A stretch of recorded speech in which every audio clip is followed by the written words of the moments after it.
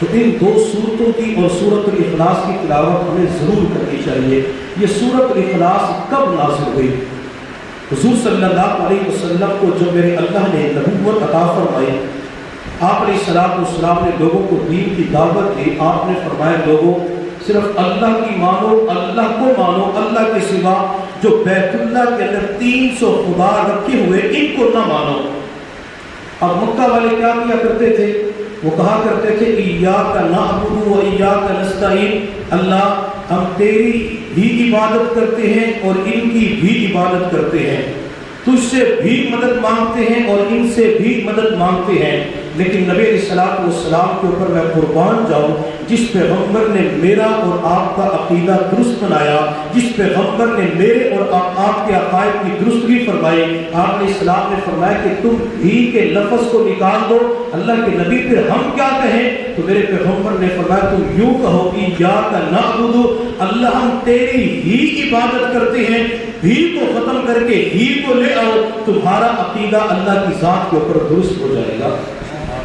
تو جب نبی علیہ السلام نے لوگوں کو اللہ کی طرف بلایا تو مشرکین مکہ کہنے لگے کہ ہمارے ہاں جو بیت اللہ کے اندر خدا رکھے ہوئے ہیں تو کوئی سونے کا خدا، کوئی چاندی کا خدا، کوئی پتھر کا خدا، کوئی مٹی کا خدا، تیرا خدا کیسے ہے؟ نعوذ باللہ، تیرا خدا، تیرا اللہ سونے کا بنا ہوا ہے، چاندی کا بنا ہوا ہے، لوہے پتھر کا بنا ہوا ہے، لکڑی کا بنا ہوا ہے۔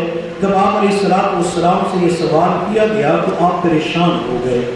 مشرکین مکہ نے جاہلانہ ایک اور سوال کیا کہ ہمارے ہاں شجر نسب پایا جاتا ہے، ہمارے ہاں سلسلے نسب پایا جاتا ہے کہ میں فلاں کا بیٹا، وہ فلاں کے بیٹے، وہ فلاں کے بیٹے، اپنے اللہ کا حسب نسب بیان کرو کہ تمہارے اللہ کو کس نے پیدا کیا، تمہارے اللہ کا والد کون ہے، تمہارے اللہ کا دادا کون ہے، پردادا کون ہے، ان کا پردادا کون ہے۔ تو اس قسم کے سوالات نبی علیہ السلام سے جب ہوئے تو میرے اللہ نے اپنے محبوب کی پریشانی کو دور کرتے ہوئے مشرکین مکہ کے سوالات کے جواب دیتے ہوئے آپ کے اوپر سورۃ الاخلاص نازل فرمائی۔ اس سورت کے اندر اللہ نے اپنے پیغمبر سے فرمایا قل هو اللہ احد، محبوب آپ کہہ دیجئے کہ وہ اللہ ایک ہے، وہ اللہ احد ہے، وہ اللہ واحد ہے، وہ اللہ اکیلا ہے، تنہا تنہا ہے، منفرد ہے۔ اس اللہ کا نہ تو کوئی بیٹا ہے، لم یلد ولم یولد، اور وہ اللہ نہ کسی اور کا بیٹا، یعنی نہ اللہ کا والد ہے، نہ دادا ہے، نہ پردادا ہے، کچھ بھی اللہ رب العزت کا نہیں ہے، وہ اللہ تنہا تنہا بالکل اکیلا ہے۔ چند مہینے پہلے مجھے کسی خاتون نے فون کیا، اس نے کہا کہ حضرت میری بیٹی یونیورسٹی کے اندر تعلیم حاصل کرتی ہے، چونکہ میرا آپ کے ساتھ اصلاحی تعلق ہے تو میری بیٹی کے ذہن کے اندر اللہ کے بارے میں عجیب شکوک و شبہات ہیں، وہ سوالات کرنا چاہتی ہے، تو آپ ان کو جواب دیں۔ تو میں نے کہا اپنی بیٹی سے بات کروا دیں۔ تو اس کی بیٹی نے جب گفتگو کی تو مجھے کہنے لگے کہ حضرت مجھے ان تمام تر سوالات کے جوابات نہ تو قرآن سے چاہیے نہ احادیث سے چاہیے، مجھے آپ عقلی طور پہ جواب دیں تاکہ میری عقل تسلیم کرے کہ ہاں یہ جواب بنتا ہے۔ تو میں نے کہا بیٹی آپ بات کریں۔ جب اس نوجوان لڑکی نے بات کی تو مجھے کہنے لگی کہ اللہ کو کس نے پیدا کیا ہے، اللہ کو کس نے پیدا کیا ہے۔ اب یہی چیز ہمارے سکولوں کے اندر بھی بعض مرتبہ جن اساتذہ کے عقائد غلط ہوتے ہیں وہ بچوں سے یہی سوال کرتے ہیں اگر اللہ نے ہمیں پیدا کیا تو اللہ کو کس نے پیدا کیا؟ کسی چیز کا کوئی نہ کوئی تو بنانے والا ہوتا ہے۔ تو بچے بعض مرتبہ انہی چیزوں کو لے کے ایک دوسرے کے سامنے کہہ دیتے ہیں اچھا مجھے بنانے والا میرا والد ہے، اس کو بنانے والا فلاں ماسٹر ہے، تو اللہ کو کس نے بنایا؟ اگر انسان کے ذہن کے اندر اس کے بارے میں چھوٹا سا غلط خیال آ جاتا ہے، اس کو انسان جان بوجھ کے لے کے آتا ہے تو بندہ اسی وقت ایمان سے ہاتھ دھو بیٹھتا ہے۔ تو اس لڑکی نے کہا کہ عقلی طور پہ مجھے جواب دیں کہ اللہ کو کس نے بنایا۔ یہ تو اللہ کے اوپر میرے اوپر کرم ہوا اللہ رب العزت کا۔ تو میں نے اس نوجوان بچی سے کہا کہ آپ کو گنتی آتی ہے؟ تو اس نے کہا جی ہاں۔ میں نے کہا گنتی سناؤ۔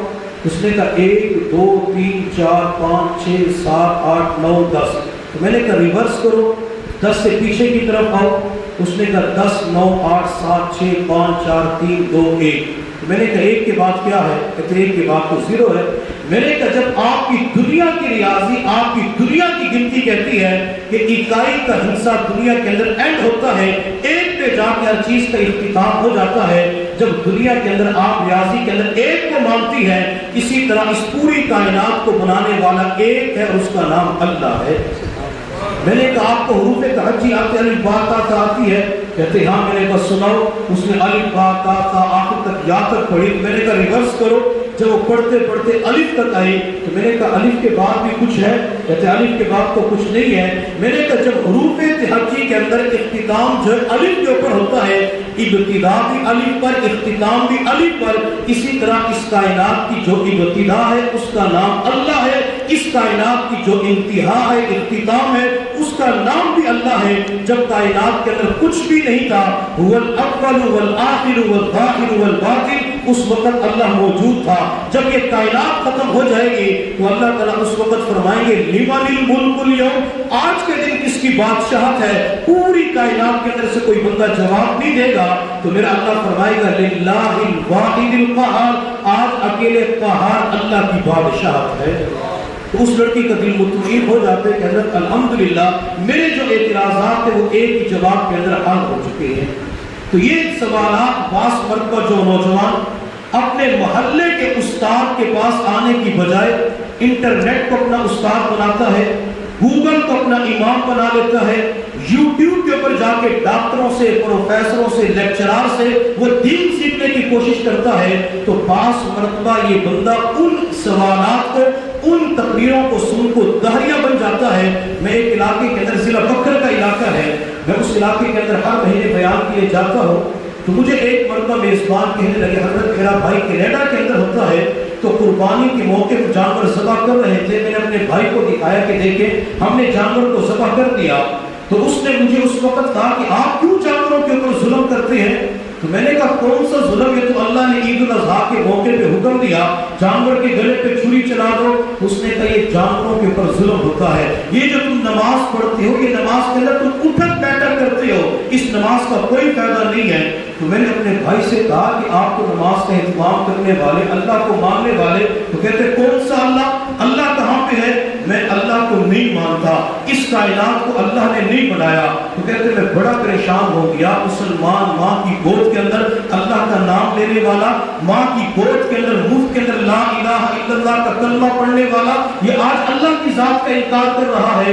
کہتے میں بڑا پریشان ہو گیا، میں سمجھ گیا کہ یہ بندہ ایمان سے نکل چکا ہے، اس بندے کے پلے کچھ بھی نہیں رہا جو اللہ ہی کو نہیں مانتا، جس نے اللہ کے وجود کا، اللہ کی ذات کا انکار کر دیا۔ تو میں نے ان سے کہا کہ جب وہ دوبارہ آئے تو میری ملاقات کروا دینا۔ جب وہ ملک پاکستان کے اندر آئے تو میں نے ان سے کہا کہ آپ ایک مرتبہ ہمارے حضرت کے پاس آ جائیں، ان کی صحبت کو اختیار کر لیں۔ تو وہ کسی طریقے سے اختیار ہو گیا، ہم اسے لے کے جھنگ گئے حضرت کی صرف ملاقات کے لیے۔ جب اس کی نظر پڑی، حضرت کا بیان سنا تو کہنے لگا میں ان کے ہاتھ پہ بیعت ہونا چاہتا ہوں۔ تو میں نے کہا آپ تو اللہ کو مانتے ہی نہیں ہیں، آپ نے تو اللہ کا انکار کر دیا۔ کہتے میں نے پڑھا تھا کہ اللہ والے وہ ہوتے ہیں جن کو دیکھ کر اللہ یاد آ جائے، اس شخصیت کے چہرے کو دیکھ کر اللہ کی وجود کے اوپر ایمان نصیب ہو چکا ہے۔ تو بعض مرتبہ اپنے گھروں کے اندر رہنے والے اللہ کے وجود کو نہیں مانتے۔ میرا آج کا نوجوان، آج کا انسان یوں دنیاوی تعلیم حاصل کرنے والا، وہ بعض مرتبہ ایک سوال یوں کرتا ہے یہ ہمیں تو ایمان کی دولت اس لیے مل گئی کہ ہمارے چاروں طرف مساجد ہے، مدارس ہے، کلمہ پڑھنے والے، اگر یہ نہ ہوتے تو ہم انگریزوں کے ساتھ زندگی گزارتے۔ اور بعض مرتبہ آج کا نوجوان کہتا ہے کہ ہم سے تو یہودی ہی اچھے ہیں، ہم سے تو عیسائی ہی اچھے ہیں، ہم سے تو ہندو ہی اچھے ہیں، میں اس کی طرف نہیں جانا چاہتا، اچھا میں ہوں یا وہ اچھی ہے، میں صرف اتنا جانتا ہوں اگر قیامت کے دن اللہ تعالیٰ انہی کے ساتھ حشر فرما دے تو، اگر اللہ قیامت کے دن جو انگریز ہم سے اچھے ہیں ان کے ساتھ کھڑا کر دے تو، میرے محبوب صلی اللہ علیہ وسلم نے فرمایا جب کسی کافر کی تعریف کی جاتی ہے، جب اپنے ایمان کو معمولی کمزور حقیر سمجھا جاتا ہے اور کافروں کی روشن خیالی کو دیکھتے ہوئے، دنیاوی ترقیاتی کاموں کو دیکھتے ہوئے تعریف کی جاتی ہے کہ ہم سے تو یہ اچھے ہیں، اس وقت اللہ تعالیٰ کو اتنا جلال آتا ہے کہ اللہ کے جلال کی وجہ سے اللہ کا عرش کانپنا شروع ہو جاتا ہے۔ ہمیں اللہ نے اگر دنیاوی اعتبار سے کچھ نہیں دیا کوئی بات نہیں، لیکن اللہ نے کم از کم ایمان کی دولت تو عطا فرمائی ہے۔ اس ایمان کی دولت کی قدر و قیمت جو پوری دنیا کے اندر آج تبلیغ کی شکل میں لوگوں کے دروازوں کے اوپر جا کے یہی درخواست کر رہی ہے، لوگوں اپنے ایمان کی حفاظت کر لو، لوگوں کلمہ پڑھ لو۔ اب دیکھنے کے اندر ایک معمولی کلمہ ہے، لیکن اس کلمے کی قدر و قیمت قیامت کے دن پتہ چلے گی، جب اللہ تعالیٰ ایمان والوں کو چھوٹی چھوٹی نیکیوں کی وجہ سے مغفرت کریں گے تو کافر اس وقت کہیں گے ربما یود الذین کفروا لو کانوا مسلمین، کاش دنیا کے اندر ایک مرتبہ کم از کم کلمہ ہی پڑھ لیتے۔ وہ یہ نہیں کہیں گے کہ اچھی اخلاق کر لیتے، نماز پڑھ لیتے، روزہ رکھ لیتے، کہیں گے کم از کم ایک مرتبہ کلمہ پڑھ لیتے، آج اس کلمے کی وجہ سے ہماری بھی نجات کا فیصلہ ہو جاتا۔ تو ایمان بہت بڑی دولت ہے۔ میرے محبوب صلی اللہ علیہ وسلم کے ایک صحابی ہے، وہ زار و قطار ہو رہے تھے، تو کسی نے پوچھا آپ سے گناہ کبیرہ ہو گیا؟ تو صحابی نے جواب دیا گناہ کبیرہ نہیں ہوا۔ پھر اتنا کیوں رو رہے ہیں؟ صحابی کے سامنے گندم کا دانہ پڑا ہوا تھا، اس دانے کو اٹھا کے فرمایا میری زندگی کے گناہ اس دانے کے برابر بھی نہیں ہے۔ تو حضرت پھر کیوں رو رہے ہیں؟ صحابی نے جواب دیا میں اس بات پہ رو رہا ہوں، پتہ نہیں آخری وقت کے اندر میرے ایمان کا کیا بنے گا۔ شیخ الہند مولانا محمود الحسن دیوبندی رحمۃ اللہ علیہ جب مالٹا کی جیل کے اندر قید تھے، وقت کی حکومت نے بدترین تشدد کر لیا۔ حضرت مولانا حسین احمد بدوی رحمۃ اللہ علیہ فرماتے ہیں وقت کی حکومت نے بے جا تشدد کرنے کے بعد اعلان کیا کہ ان تمام قیدیوں کو پھانسی کے پھندے کے اوپر چڑھا دو۔ میں بڑا خوش ہو گیا کہ چلو ہماری جان قبول ہو جائے گی، شہادت کا مقام نصیب ہو جائے گا۔ میں نے سارے قیدیوں کو خوشخبری سنائی، سارے علماء دیوبند تھے۔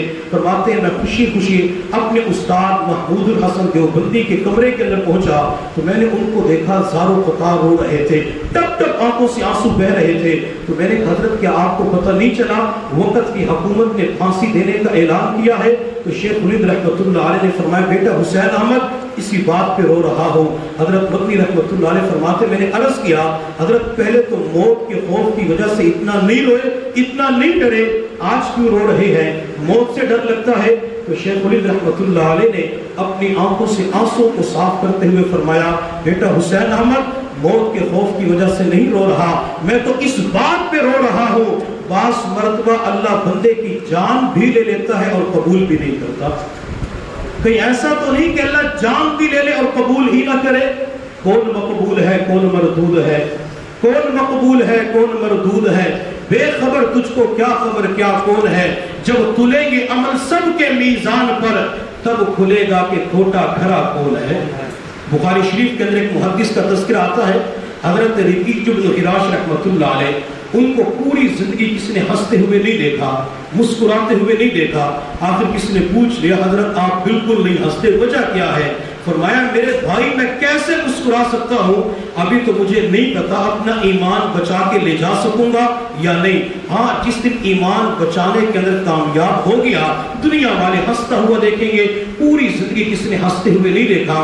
جب ان کا انتقال ہو گیا غسل دینے والے ان کو غسل دے رہے تھے تو یہ غسل کے تختے کے اوپر مسلسل مسکرا رہے تھے اور دنیا والوں کو ایک میسج دے رہے تھے دنیا والوں الحمدللہ اپنا ایمان بچا کر لے جانے میں کامیاب ہو چکا ہوں۔ خواجہ عثمان خیر آبادی رحمۃ اللہ علیہ کی پرچون کی دکان تھی، جیسے ہمارے ہاں محلے کے اندر پرچون کی دکان ہوتی ہے، ساری چیزیں ایک ہی چھت کے نیچے مل جاتی ہیں۔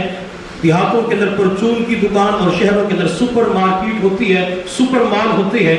تو ان کی پرچون کی دکان تھی، لوگ ان کے پاس سکے لے کے آتے تھے، یہ چاندی کا سکہ، یہ سونے کا سکہ، درہم اور دینار ہوتے تھے، جیسے ہمارے ہاں یہ 54 کا سکہ یا 58 یہ فلاں فلاں سکے ہوا کرتے تھے۔ تو لوگ ان کے پاس کوئی کھوٹا سکہ لے کے آتا تھا، اس کو رکھ لیا کرتے تھے، کھوٹے سکے کو ایک گڈو کے اندر بند کرتے تھے اور کھرے سکے کے ساتھ کاروبار کیا کرتے تھے۔ جب خواجہ عثمان خیر آبادی کا آخری وقت آیا تو اپنے غلام سے فرمایا دکان کے فلاں کونے کے اندر کھوٹے سکوں کا گٹو پڑا ہوا ہے وہ اٹھا کے لاؤ۔ وہ پورا گٹو اٹھا کے لایا، آپ نے فرمایا مجھے سہارا دے کے بٹھاؤ، چارپائی کے اوپر بیٹھ گئے، ان کھوٹے سکوں کو اپنی جھولی کے اندر ڈالا، پھر اپنی جھولی اللہ کی بارگاہ کے اندر یہ پھیلا کے عرض کیا اللہ میں پوری زندگی तेरे बंदों से खोटे सिक्के कबूल करता रहा। अल्लाह मेरा आखिरी वक्त आ चुका है, मेरे सफेद बालों के ऊपर तरस खाते हुए आज मेरे खोटे ईमान को कबूल फरमा ले। अल्लाह मेरे पास तो ईमान भी खोटा, आमाल भी खोटे, नमाज भी खोटी। अल्लाह जब आपकी तरफ से करम होगा, आपकी तरफ से फजल होगा, अल्लाह मेरे ये खोटा ईमान भी आप कबूल फरमा लेंगे। तो अपने ईमान के बारे में फिक्रमंद हुआ करते थे। पास मर्तबा हमारे जो नौजवान तबका है तो उनके जहनों के अंदर मुख्तलिफ किस्म के सवालात आते हैं या सवालात पैदा किए जाते हैं कि तुम जो अल्लाह को मानते हो, अल्लाह का वजूद है, तो अल्लाह हमें दिखाओ। अगर अल्लाह ने इस कायनात को बनाया है तो अल्लाह को किसने बनाया?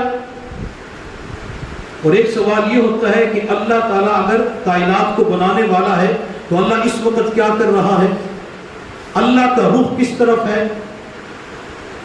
तो बास पर तो नौजवान कहते हैं कि इसके जवाबात मुझे अक्ली तौर पे चाहिए। मैं कुरान की तरफ नहीं जाता, मैं अहादीस की तरफ नहीं जाता। आखिरी वाक़या बयान करके अपनी बात को मुकम्मल करते हैं। इमाम आज़म अबू हनीफा रहमतुल्लाह अलैह का दौर था, तो किसी दारिया ने ये 4 सवालात किए कि अल्लाह ने इस कायनात को बनाया तो अल्लाह को किसने बनाया? ये कायनात खुद ब खुद वजूद के अंदर आई है, इसका बनाने वाला कोई नहीं है। अगर अल्लाह है तो अल्लाह दिखाओ, अल्लाह कहाँ पे है? अल्लाह छत के ऊपर है, आसमानों के ऊपर है, कहाँ पे है? अल्लाह का चेहरा दिखाओ, अल्लाह के हाथ दिखाओ, पिंडली दिखाओ, अल्लाह का पाँव दिखाओ। और तीसरा सवाल ये किया जाता है कि अल्लाह का रुख किस तरफ है? मशरिक की तरफ, मगरिब की तरफ, शिमाल की तरफ, जुनूब की तरफ। और अल्लाह इस वक्त क्या कर रहा है? तो जब उस दाहिए बंदे ने ये 4 सवालात किए तो इमाम अबू हनीफा रहमतुल्लाह ने फरमाया कि इनके जवाबात मैं दूंगा। चुनाचे बादशाह ने वक्त का तयन कर लिया, जगह को तयन कर दी गई। जब मुकर्ररा दिन आया तो इमाम अबू हनीफा रहमतुल्लाह अलैह के आने के अंदर ताखीर हो गई। काफी देर के साथ पहुंचे तो वो दहरिया मुनाजिर कहने लगा, बादशाह सलामत, आपका मुनाजिर तो वक्त ही के ऊपर नहीं आया। तो बादशाह ने इमाम अबू हनीफा रहमतुल्लाह अलैह से पूछा, देर से क्यों आए हो? तो इमाम अबू हनीफा रहमतुल्लाह ने जवाब दिया कि मुझे चूंकि नहर दरिया क्रॉस करके आना था, जब मैं दरिया के किनारे पे पहुंचा, मैं कश्ती के इंतजार में था, कश्ती नजर ना आई। अचानक मैंने देखा कि जमीन के अंदर से दरख्त बाहर निकला, उस दरख्त के टुकड़े हुए, टुकड़े के तख्ते बने, कीले आई, हथौड़ी आई और खुद ब खुद एक कश्ती वजूद के अंदर आ गई। तो मैं उस कश्ती के अंदर बैठ के आपके पास आ गया, इसलिए देर हो गई। तो वो मुनाजिर दहरिया कहने लगा, बादशाह सलामत, आपका मुनाजिर कितना बड़ा झूठा है कि कश्ती खुद ब खुद तैयार हो गई। हालांकि तख्ते बनाने पड़ते हैं, जोड़ना पड़ता है, कीले लगानी पड़ती है, तब जाके कश्ती बनती है। तो इमाम अबू हनीफा रहमतुल्लाह ने फरमाया, अगर कश्ती खुद ब खुद नहीं बन सकती तो पूरी कायनात कहाँ बन सकती है? अल्लाह। अगर कश्ती का कोई बनाने वाला है तो इस पूरी कायनात का बनाने वाला है, और उस पूरी कायनात के बनाने वाले को कुल हुवल्लाहु अहद, अल्लाह कहा जाता है। दाहिए का दूसरा सवाल यह था कि अल्लाह दिखाओ। जब भी कोई दुकानदार, कोई कंपनी वाले सैंपल बनाते हैं, उस सैंपल को मार्केट के अंदर तशहीर के लेके आते हैं, बड़े बड़े पहले फ्लैक्स आवेजा कर दिए जाते हैं। तो इमाम अबू हनीफा रहमतुल्लाह ने फरमाया, क्या तू हवा को मानता है कि हवा है? हाँ मैं मानता हूँ। तो इमाम अबू हनीफा रहमतुल्लाह ने फरमाया, हवा तू दिखा दे, रब मैं दिखा देता हूँ। हवा तू दिखा दे, रब मैं दिखा देता हूँ। आपने गुलाब का फूल मंगवाया, गुलाब का फूल बादशाह को दिया, उसने सूंघा, फिर इस दाहिए को दिया। आपने फरमाया खुशबू आ रही है? हाँ बड़ी बेहतरीन उम्दा खुशबू आ रही है। इमाम साहब ने फरमाया, खुशबू तू दिखा दे, रब मैं दिखा देता हूँ। आपने दूध मंगवाया, बादशाह से पूछा इस दूध के अंदर मक्खन पाया जाता है? तो बादशाह ने, दहरी ने कहा जी इसके अंदर मक्खन पाया जाता है, और मक्खन ही की वजह से जिस्म को ताकत और कुव्वत मिलती है। तो इमाम साहब ने फरमाया कि मक्खन ये दिखा दे, रब मैं दिखा देता हूँ। आपने चीनी मंगवाई, गुड़ मंगवाया, शहद मंगवाया जो उस दौर के अंदर पाया जाता था। आपने एक बड़े टब के अंदर पानी को डाला और मीठा गुड़, मीठा शहद उसके अंदर डाला। आपने एक गिलास के अंदर वो पानी डाल के उस दहरिए को दिया। आपने फरमाया पियो। जब उसने पिया तो कहने लगा बड़ा लजीज है, बड़ा मीठा शरबत है। तो इमाम साहब ने फरमाया कि मैंने जिसके अंदर मीठा डाला था, मीठा तू दिखा दे, रब मैं दिखा देता हूँ। जिस तरह मीठा इस पानी के कतरे के अंदर सिरायत कर चुका है, इसी तरह मेरा अल्लाह पूरी कायनात के एक एक जर्रे के अंदर मौजूद है। इमाम साहब ने जाकर उस बंदे को जोरदार थप्पड़ मारा तो उस बंदे को तकलीफ हुई, जिस्म के अंदर पेन शुरू हो गया। तो कहने बादशाह सलामत को इसने थप्पड़ मारा, जिस्म के अंदर तकलीफ है, दर्द है, पेन है। تو امام صاحب نے فرمایا کہ درد تو دکھا دے، رب میں دکھا دیتا ہوں۔ جب تو گلاب کی خوشبو نہیں دکھا سکتا، جب تو دودھ کے اندر مکھن نہیں دکھا سکتا، جب تو فلاں چیز نہیں دکھا سکتا، میں بھی تجھے اپنا رب نہیں دکھا سکتا، تو دکھائے گا میں اپنے رب کو دکھا دوں گا۔ اس جج نے تیسرا سوال کیا کہ امام صاحب اگر اللہ ہے تو اللہ کا منہ کس طرف ہے؟ مشرق کی طرف ہے، مغرب کی طرف ہے، شمال کی طرف، جنوب کی طرف؟ تو امام صاحب نے کہا بادشاہ سلامت مجھے موم بتی چاہیے۔ موم بتی آپ نے ٹیبل کے اوپر رکھی، ماچس جلائی، اس کو روشن کیا، تو آپ نے دہریے سے پوچھا کہ اس کی روشنی کس طرف ہے؟ تو کہنے لگے اس کی روشنی تو چاروں طرف ہے۔ تو امام صاحب نے فرمایا میرے اللہ کی روشنی بھی چاروں طرف ہے، تو اس روشنی کا رخ متعین کر دے، میں اللہ کا رخ متعین کر دوں گا۔ اس کا چوتھا سوال یہ تھا کہ اگر اللہ ہے تو اللہ اس وقت کیا کر رہا ہے؟ اللہ وضو کر رہا ہے، اللہ سویا ہوا ہے، اللہ بیٹھا ہوا ہے، جاگ رہے، کیا کر رہا ہے؟ اب قرآن کے اندر سے احادیث کے اندر تو جواب دیا جا سکتا ہے، لیکن اس نے تو عقلی طور پہ جواب مانگا تھا۔ تو امام صاحب نے بادشاہ سے کہا بادشاہ سلامت میں اس بندے کے سوالات کے جوابات دے رہا ہوں، میری حیثیت اس وقت استاد کی ہے، اس کی حیثیت طالب علم کی ہے، یہ آپ کے ساتھ کرسی کے اوپر بیٹھا ہوا ہے، میں چونکہ تاخیر سے آیا مجھے جوتیوں کے اندر جگہ ملی، اس بندے سے کہو کہ طالب علم جوتیوں کے اندر بیٹھتا ہے اور استاد کرسی کے اوپر بیٹھتا ہے۔ آپ نے اس بندے کو جوتیوں کے اندر کھڑا کیا اور خود بادشاہ کے سامنے بیٹھ گئے، تو آپ نے فرمایا میرا رب اس وقت ایک ذلیل بندے کو جوتیوں کے اندر بٹھا رہا ہے اور اپنے ماننے والے کو بادشاہ کی کرسی پہ بٹھا رہا ہے۔ تو جب امام صاحب نے یہ 4 سوالات کے جوابات عقلی طور پہ دیے تو کہنے لگے امام صاحب مجھے کلمہ پڑھا کے مسلمان کر دیجیے۔ امام شافعی رحمۃ اللہ علیہ سے کسی نے پوچھا اللہ ہے؟ تو آپ نے فرمایا اللہ ہے، دکھاؤ اللہ کہاں پہ ہے؟ تو امام شافعی رحمۃ اللہ نے فرمایا شہتوت کا پتہ دیکھا ہے؟ جی ہاں دیکھا ہے۔ اگر شہتوت کے پتے کو بکری کھاتی تو کیا نکلتا ہے؟ بکری کھائے تو دودھ نکلتا ہے۔ اگر شہد کی مکھی کھائے تو کیا نکلتا ہے؟ جی شہد نکلتا ہے۔ ریشم کا کیڑا اسی شہتوت کے پتے کو کھائے تو ریشم نکلتا ہے۔ امام شافعی رحمۃ اللہ نے فرمایا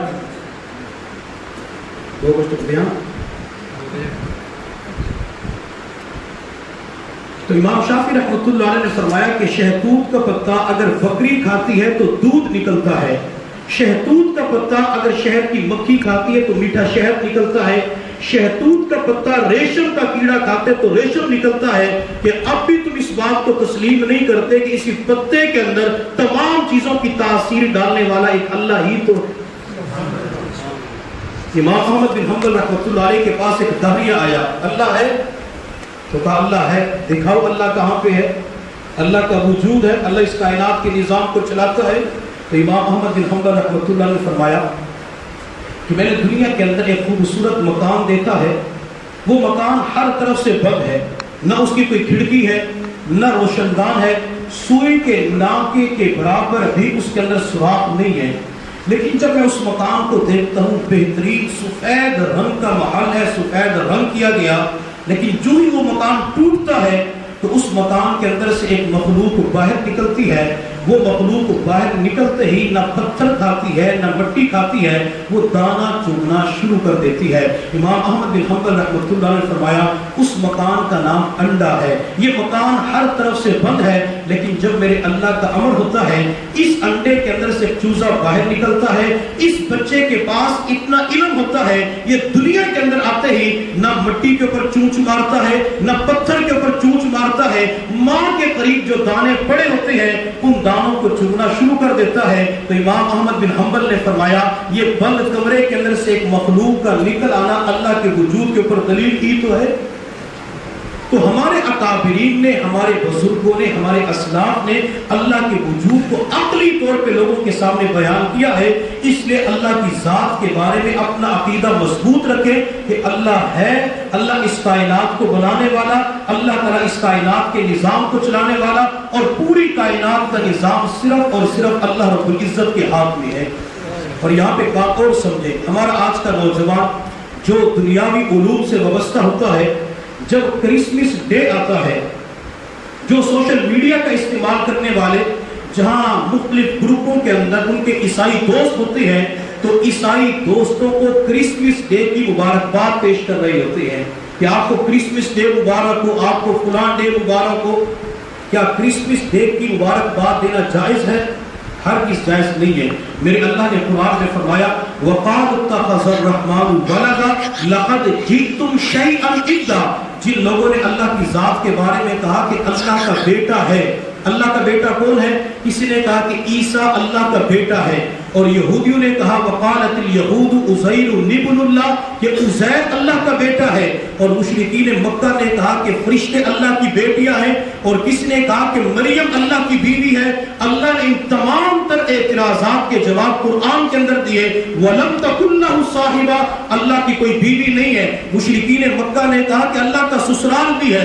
اللہ کا سسرال کون ہے؟ یہ جنات اور فرشتے اللہ کا سسرال ہے۔ تو اللہ نے قرآن کے اندر جواب دیا، نہ اللہ کا بیٹا ہے، نہ اللہ کی بیٹی ہے، نہ اللہ کی بیوی ہے، نہ اللہ کا سسرال ہے۔ قُلْ هُوَ اللَّهُ أَحَدٌ، وہ اللہ صرف اور صرف ایک ہی ہے۔ اب یہ جو مشرکی عیسائیوں کو مبارکباد پیش کی جاتی ہے، تو اللہ تعالیٰ فرماتے ہیں کہ اس دن جو ایک دوسرے کو مبارکباد پیش کر رہی ہوتی ہے، عیسیٰ علیہ السلام کی ولادت کو، پیدائش کو، ان کے دن کو منا رہی ہوتی ہے، تو اس وقت مجھے اتنا جلال آتا ہے، اگر میں چاہوں تکاد السماوات یتفطرن منہ وتنشق الارض وتخر الجبال حتا، اگر میں چاہوں تو آسمان کو گرا سکتا ہوں، میں چاہوں زمین کے اندر دھکیل سکتا ہوں، میں چاہوں تو ان لوگوں کو پہاڑ کے اندر کچل بھی سکتا ہوں، لیکن میں ان لوگوں کا انتظار کرتا ہوں کہ کسی وقت بھی اپنے غلط عقیدے سے باز آ جائیں۔ تو اللہ رب العزت کو اس دن بڑا جلال آتا ہے۔ یہ جو ہندوؤں کے تہوار ہیں یا عیسائیوں کے تہوار، تو ان تہوار کے اندر نہ تو شرکت کرنی چاہیے اور نہ کسی غیر مسلم کو ان چیزوں کی مبارکباد پیش کرنی چاہیے۔ ایک بزرگ تھے، تو وہ ہندوستان کے اندر سفر کر رہے تھے، دیوالی کا دن تھا، یہ جو ہندوؤں کی دیوالی ہوتی ہے، تو اسے ایک گدھا نظر آیا، تو یہ بزرگ کہنے لگے جو بوڑھے ہو چکے تھے، بال بھی سفید تھے، کہ تیرے اوپر کسی نے رنگ نہیں چھڑکا، تو ویسے ہی خالی کھڑا ہے، میں تیرے اوپر رنگ چھڑکتا ہوں۔ تو ان بزرگوں نے پان کھایا ہوا تھا، تو اس پان کی پچکاری گدھے کے اوپر پھینک دی۔ اللہ رب العزت کی طرف سے اسی وقت پکڑ آ گئی، اللہ نے ایمان سے محروم کر دیا۔ اللہ آپ نے ایمان سے محروم کر دیا، اللہ ایمان کی دولت طلب کر لی۔ تو میرے محبوب صلی اللہ علیہ وسلم کا فرمان ہے من تشبہ بقوم فہو منہم، جو بندہ جس قوم کی مشابہت اختیار کرے گا وہ انہی کے ساتھ ہوگا۔